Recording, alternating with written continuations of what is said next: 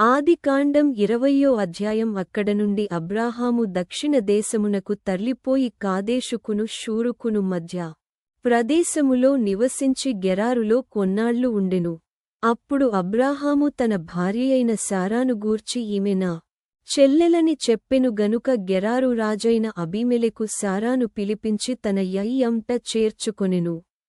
అయినను రాత్రివేళ దేవుడు స్వప్నమందు అబీమెలెకు నొద్దకు వచ్చి నీవు నీ ఇంట చేర్చుకొనిన స్త్రీ ఒక పురుషునికి భార్య గనుక ఆమె నిమిత్తము నీవు చచ్చినవాడవు సుమా అని చెప్పెను. అయితే అబీమెలెకు ఆమెతో పోలేదు గనుక అతడు ప్రభువా ఇట్టి నీతిగల జనమును హతము చేయుదువా? ఈమె నా చెల్లెలని అతడు నాతో చెప్పలేదా? మరియు ఆమె కూడా అతడు నా అన్న అనెను. నేను చేతులతో ఏ దోషము చేయక యథార్థ హృదయముతో ఈ పని చేసితిననెను. అందుకు దేవుడు అవును, యథార్థ హృదయముతో దీని చేసితివని నేనెరుగుదును. మరియు నీవు నాకు విరోధముగా పాపము చేయకుండ నేను నిన్ను అడ్డగించితిని. అందుకే నేను నిన్ను కాబట్టి ఆ మనుష్యుని భార్యను తిరిగి అతని కప్పగించుము. అతడు ప్రవక్త.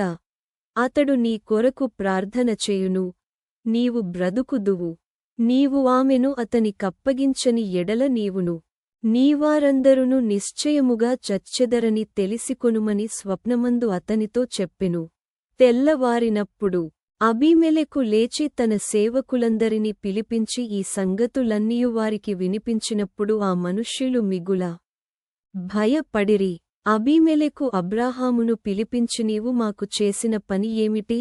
నీవు నా మీదికిని నా రాజ్యము మీదికిని మహాపాతకము తెప్పించునట్లు నేను నీయెడల చేసిన పాపమేమిటి? చేయరానిక? మరియు అబీమెలెకు నీవేమి చూచి ఈ కార్యము చేసితివని అబ్రాహాము నడుగగా అబ్రాహాము ఈ స్థలమందు దేవుని భయము ఏమాత్రమును లేదు గనుక నా భార్య నిమిత్తము నన్ను చంపుదురనుకొని చేసితిని. అంతేకాకామె నా చెల్లెలనుమాట నిజమే. ఆమె నా తండ్రి కుమార్తెగాని నా తల్లి కుమార్తె కాదు. ఆమె నాకు భార్యయైనది.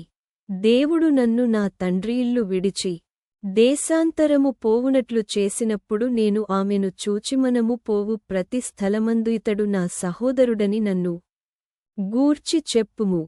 నీవు నాకు చేయవలసిన ఉపకారమిదేయని చెప్పితిననెను.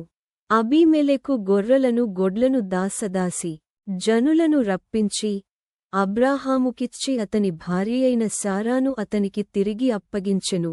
అప్పుడు అబీమెలెకు ఇదిగో నా దేశము నీ ఎదుటనున్నది, నీకిష్టమైన స్థలమందు కాపురముండుమనెను. మరియు అతడు శారాతో ఇదిగో నీ అన్నకు నేను 1000 రూపాయలిచ్చియున్నాను. ఇది నీ యొద్దనున్న వారందరి దృష్టికి ప్రాయశ్చిత్తముగా నుండుటకై ఇది నీ పక్షముగా ఇచ్చియున్నాను. ఈ విషయానికి మంతటిలో నీకు న్యాయము తీరిపోయినదనెను. అబ్రాహాము దేవుని ప్రార్థింపగా దేవుడు అబీమెలెకును అతని భార్యను అతని దాసీలను బాగుచేసెను. వారు పిల్లలు కనిరి. ఏలయనగా అబ్రాహాము భార్యయైన శారాను బట్టి దేవుడు అబీమెలెకు ఇంటిలో ప్రతి గర్భమును మూసియుండెను.